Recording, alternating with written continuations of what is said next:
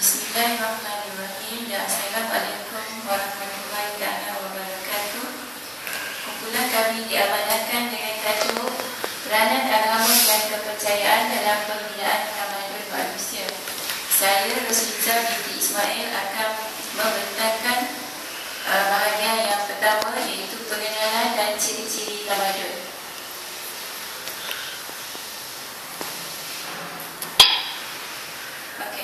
Pengenalan. Tamadun merujuk kepada pencapaian sesuatu bangsa dari segi lahiriah dan rohaniah. Tamadun mula berkembang selepas penciptaan sistem tulisan. Munculnya masyarakat bertamadun adalah berasaskan faktor alam persekitaran dan perkembangan teknologi pada tahap yang limpid telah memberi semangat kepada pembentukan masyarakat bertamadun. Tamadun yang awal bermula di Sumeria, iaitu sekitar 3500 sebelum Masehi, dan diikuti oleh tamadun Mesir Purba pada tahun 3300 sebelum Masehi, dan tamadun Indus kemudian diikuti oleh tamadun Tiongkok. Perkembangan tamadun berlaku secara berperingkat-peringkat mengikut tahap kemajuan yang dialami oleh sesebuah masyarakat. Dari segi definisi tamadun ialah berasal daripada perkataan bahasa Arab, iaitu bermula dari perkataan mudun, madai dan madana, yang secara keseluruhannya membawa maksud memperhaluskan budi pekerti atau pembukaan mata. Menurut pendapat Ibnu Khaldun merujuk kepada Ibnu Khaldun menggunakan dua perkataan, iaitu umrah dan hadarah, iaitu secara keseluruhannya yang bermaksud kehidupan yang menetap dan berkembang, membentukkan iltizam pemerintah agar ia terus berkembang dengan pesat. Dalam bahasa Inggeris pula, perkataan yang sinonim dengan tamadun ialah civilization, yang berasal dari perkataan Greek, iaitu civitas, yang bermaksud bandar. Bagi masyarakat barat, tamadun ialah pencapaian lahiriah dalam hal pentadbiran, penulisan undang-undang, kepercayaan agama, kesenian, perbandaran, sistem tulisan dan juga adat besar. Menurut pendapat Colin Greenfield pula, terdapat 3 ciri yang menjadi pembangkit kepada lahiriah tamadun, iaitu kemunculan bandar, tempat beribadah dan sistem tulisan. Manakala Gordon Chil pula berpendapat revolusi urban meletakkan asas bagi perkembangan tamadun, khususnya dari segi perkembangan budaya material, intelektual dan kesenian. Anak J. Tony B pula mentakrifkan tamadun sebagai suatu pemikiran dan gaya kebudayaan yang melahirkan institusi politik, undang-undang, kesenian, kesejahteraan, agama dan akhlak. Seterusnya, sarjana Islam pula berpendapat tamadun merangkumi pembangunan lahiriah dan juga rohaniah, di mana Said Akib Al-Atas berpendapat bahawa tamadun ialah pencapaian tahap tata silsilah yang tinggi dan kebudayaan yang luhur oleh sesebuah masyarakat yang secara umumnya konsep tamadun tidak mementingkan pencapaian lahiriah, tetapi mesti diiringi oleh pencapaian rohani, tata susila dan moral. Ciri-ciri umum pembentukan tamadun kita tengok satu persatu. Yang pertamanya ialah pembentukan pertempatan awal, di mana terdiri daripada kampung. Biasanya kampung yang diduduki itu berhampiran dengan sungai. Daripada situ dia berkembang menjadi bandar dan yang berperanan sebagai pusat tamadun awal. Antara pertempatan yang awal ialah seperti tamadun Indus, iaitu di lembah sungai Indus.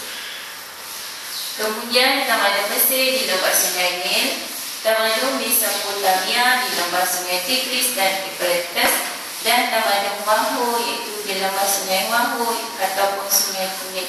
Di mana gambar yang terpampang di sini adalah gambar lembah sungai Wahho, iaitu tamadun Wahho. Seterusnya ialah kita tengok YouTube dan tamadun Mesopotamia.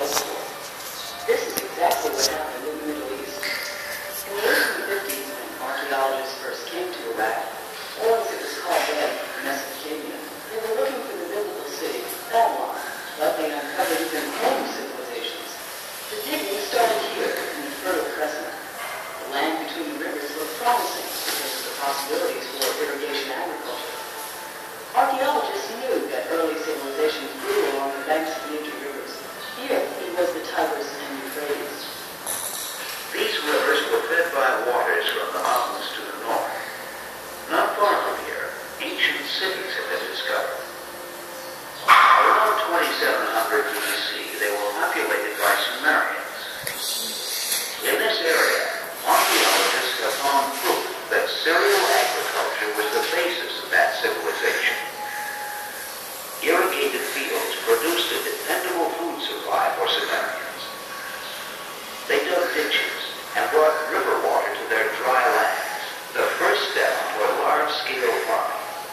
Farmers have been irrigating this area for nearly 5,000 years. Canal systems crisscross the whole land. The Sumerians turned the desert into a fertile delta. With an abundant food supply, the population grew, with Sumer divided into several city-states. This pattern was quite different from Egypt, which at the same time was developing into a unified country. We think about 200,000 people lived in the typical Sumerian city-state. The temple was the center of Sumerian city life. At Ur, archaeologists uncovered another temple called a ziggurat.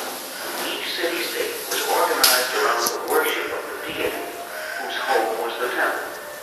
I remember thinking what great shape the Sumerians had to be in. It was a long way up to the high platform, but when I reached the top, I could see the ruins of the entire city. To the right, the river, not far from where it empties into the harbor. In ancient times, merchants sailed the river trading goods, some going as far as India. They also used wagons for transportation, which brings us to the wheel, one of the Sumerians' greatest contributions to the Western world. If you doubt its importance, just take a look around.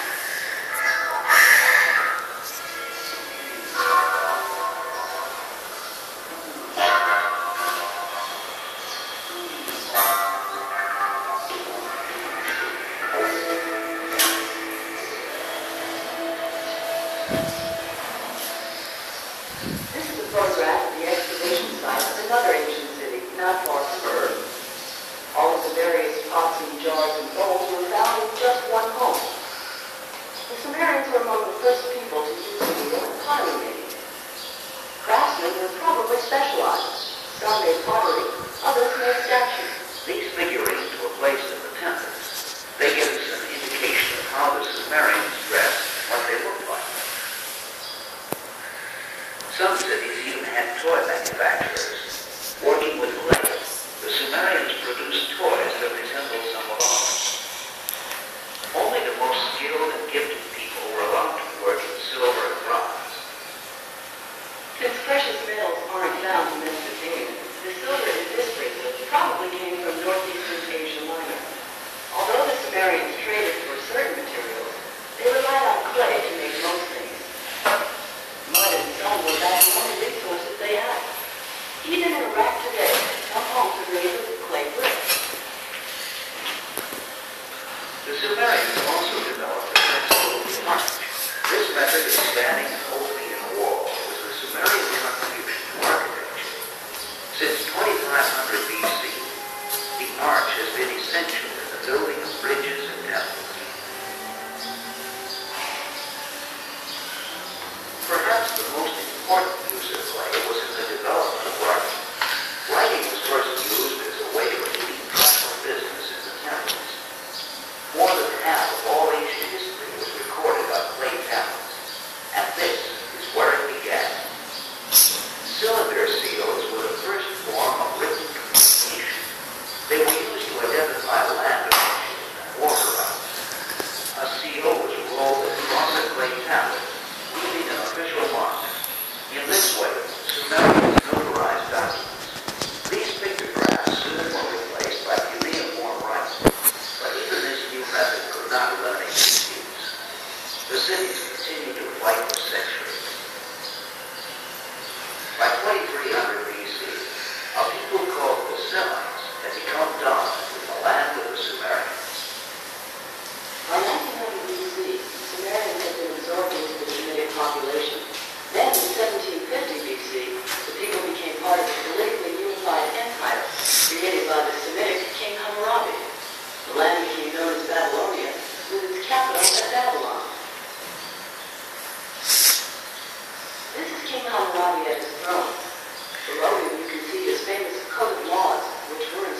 by earlier Sumerian codes.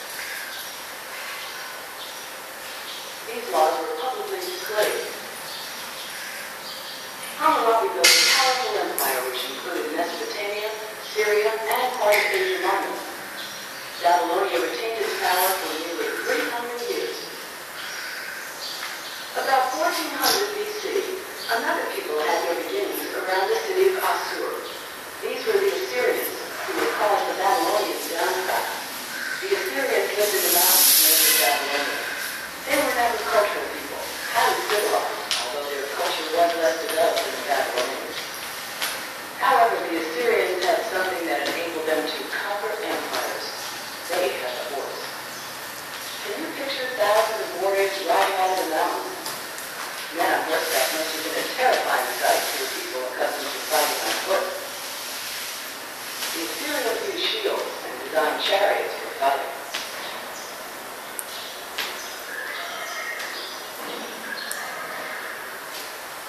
The Assyrians established their capital at Nineveh and were invincible until the Chaldean Empire defeated them.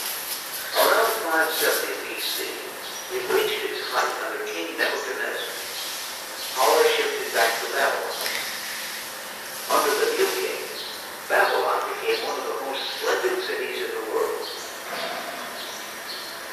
Architectural principles developed earlier by the Sumerians reached their fullest expression. Behind these gates and through these streets, visitors saw the famed hanging gardens of Babylon. The ziggurats, the temple towers, were put to further use. From their tops, Chaldean astronomers studied the heavens. The entire history of this Middle Eastern area is one of conquest and reconquest. To political historians, it's clear that empires in Mesopotamia rose and fell. But to archaeologists and historians interested in economic problems, there is an unanswered question. Why are these cities little in the dust today? Some believe that Mesopotamia's regular erosion may gradually increase the amounts of salts present in the soil until agriculture was ruined. Without agriculture, the cities died. But ancient Mesopotamia left a foundation on which other complex cultures were built.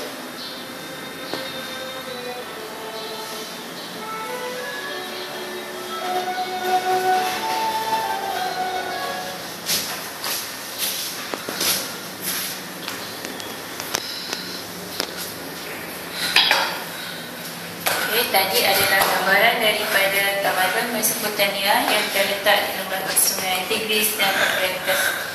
Yang kedua, ciri-ciri pembentukan tamadun ialah proses pembandaran berlaku. Dengan adanya pertambahan penduduk dan kemajuan dalam bidang ekonomi menyebabkan kampung telah berkembang menjadi bandar. Antara bandar yang penting dalam tamadun awal ialah Mohenjo-daro dan Harappan, di mana ianya terletak di lembah Sungai Indus, Anyang, Loyang dan Cincau di lembah Sungai Kuning dan serta Tibis dan Memphis di Mesir. Bandar memainkan peranan yang penting sebagai pusat kegiatan ekonomi, pusat pentadbiran, pusat keagamaan, pusat pendidikan dan juga pusat perindustrian. Bandar-bandar ini berkembang pesat dan muncul sebagai negara kota seperti bandar Babylon, Kish, Nippur, Lakash, Ur, Eridu, Assur dan Mali di mana ianya terletak di Mesopotamia. Seterusnya, ini adalah kota Babylon yang terletak daripada 90 km daripada kota Baghdad, iaitu di Iraq. Gambaran yang sebelah sini adalah gambaran kota Babylon. Ini adalah hasil tinggalan daripada runtuhan kota Babylon. Seterusnya, ciri-ciri pembentukan tamadun yang ketiga ialah pembentukan organisasi sosial ataupun susun lapis masyarakat, di mana cara kehidupan masyarakat bandar mewujudkan sistem sosial yang bersusun lapis, terutamanya golongan memerintah dengan golongan yang diperintah. Sistem sosial dalam masyarakat tamadun awal berbentuk piramid, iaitu yang di atas sekali adalah, yang ini adalah Raja, di mana raja itu dianggap sebagai Tuhan, yang di bawah sekali adalah hamba, golongan hamba yang paling rendah sekali. Seratu masyarakat ini terbukti di ladang, Hud dan Sumer yang terletak di Tamadun Sumeria dan juga Memphis di Tamadun Mesir. Okay, seterusnya, yang keempat, pembentukan sistem pemerintahan dan juga pentadbiran. Dalam Tamadun Mesir Purba, sistem pemerintahan diwujudkan untuk menjalankan pentadbiran, untuk menjaga keamanan dan menguruskan pengagihan makanan dalam negara. Kewujudan pemerintahan melahirkan sistem perundangan yang menjamin keamanan sesebuah tamadun, di mana pemerintahan ini diterajui oleh seorang raja, kemudian ada ketua tentera, yang dan di bawah sekali adalah hamba yang terdiri daripada, biasanya hamba ini terdiri daripada orang-orang tawanan perang. Okay, seterusnya, ciri-ciri pembentukan tamadun yang kelima ialah agama dan kepercayaan. Antara agama dan kepercayaan masyarakat tamadun awal ialah politisme, animisme, kepercayaan dewa dan pemujaan roh nenek moyang, di mana secara evolusinya kepercayaan animisme berkembang menjadi politisme, iaitu mereka menyembah lebih daripada satu Tuhan. Okay, seperti mana terdapat dalam tamadun-tamadun awal di India, Mesir, Mesopotamia dan juga di China. Mereka percaya lebih daripada satu Tuhan, iaitu ada Tuhan langit, ada Tuhan angin dan ada Tuhan matahari. Ini adalah Tuhan angin, ini Tuhan langit, Tuhan angin dan juga Tuhan matahari. Okay, seterusnya, yang keenam, pengkhususan kerja. Masyarakat mula menjalankan pelbagai jenis kegiatan ekonomi seperti pertanian, perdagangan, pertukangan dan pembuatan. Perkembangan ini melahirkan golongan pedagang, peniaga dan artisan yang melahirkan pelbagai barangan mengikut kepakaran masing-masing, di mana golongan wanita terlibat dalam bidang pertanian, manakala lelaki pula berkhidmat sebagai tentera dan tukang-tukang yang mahir. Seperti mana gambar yang dihasilkan ialah ini adalah mengikut bidang kepakaran masing-masing. Okay, seterusnya, ciri-ciri pembentukan tamadun yang ketujuh ialah bahasa dan tulisan. Antara bahasa yang tertua ialah bahasa Yunani dan juga bahasa Sanskrit. Sistem tulisan awal ialah hieroglif, cuneiform dan ideogram, di mana ianya membentuk gambar ataupun simbol dan pepaku. Bahasa dan tulisan ini berperanan sebagai alat untuk penyebaran ilmu pengetahuan, alat untuk berhubung dan juga untuk menyampaikan atau memperkembangkan dan mencatatkan idea dan pemikiran manusia. Di sini ialah contoh-contoh sistem tulisan tamadun Mesir, iaitu dipanggil hieroglif, di mana mereka menggunakan simbol sebagai bahasa perantaraan. Okay, seterusnya, ciri yang ke-8 ialah kemajuan ekonomi. Kemajuan ekonomi begitu penting sekali dalam membantu kemajuan dan pencapaian sesuatu tamadun, di mana perkembangan perindustrian, perdagangan dan pertanian menjadi nadi yang membawa kepada kemakmuran sesuatu tamadun. Justru itu terdapat sejarah Islam yang menggunakan teknologi Al-Umran, iaitu kemakmuran ekonomi, seperti mana Ibn Khaldun menggambarkan keunggulan tamadun Islam. Okay, seterusnya ialah yang ke-9, perkembangan sains dan teknologi telah mencapai. Kemajuan material yang berpunca daripada kemajuan pemikiran atau minda dan ilmu sesuatu bangsa.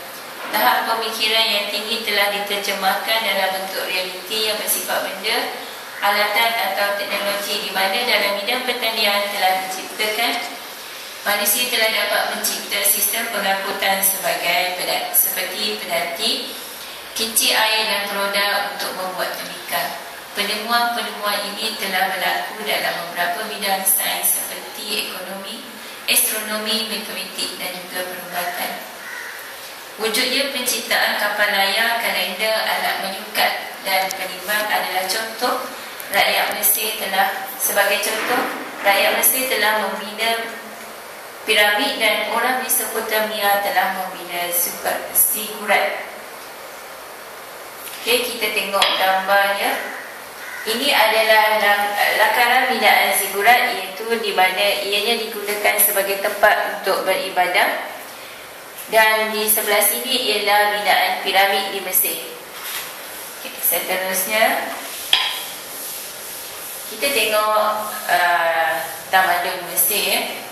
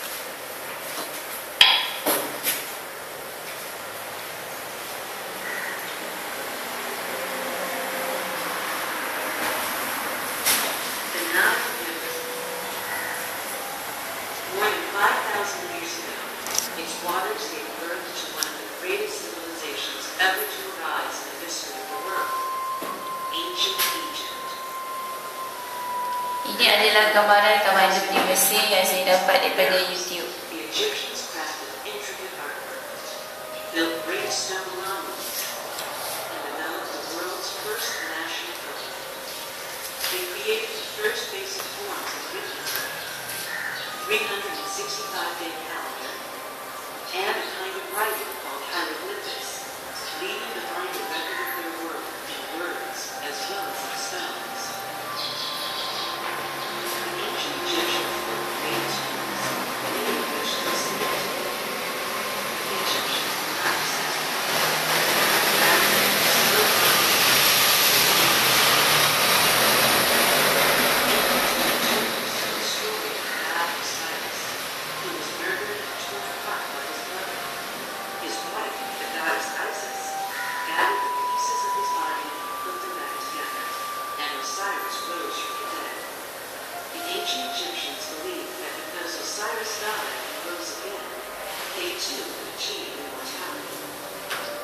Osiris was just one of many gods of the ancient Egyptians' worship.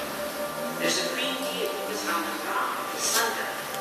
Anubis, the god of the dead, resided in the important work of embalming. The Egyptians believed in life after death, and they tried to preserve the bodies of their dead for use in the next life. When a wealthy or powerful person died, they carefully embalmed the body and wrapped it in linen bandages to create a mummy. The mummy went into a elaborate coffin covered with magic spells, and the coffin was placed inside a tomb. Into the tomb went anything that the deceased believed the soul returned to his body, like biblical culture, jewelry, even a massive boat that a pharaoh could sail on the night of eternity. The Great Pyramids at Giza were constructed to house the tombs of three powerful pharaohs who reigned from about 2550 to 2470 BC. Without the help of modern technology, workers piled up over 6 million limestone and granite blocks, some weighing more than 40 tons. A new block was put in place every 2 minutes, and the entire project was completed in just 8 years. Each worker labored to ensure immortality for the pharaoh, and each achieved his own kind of immortality in the monuments that remain today.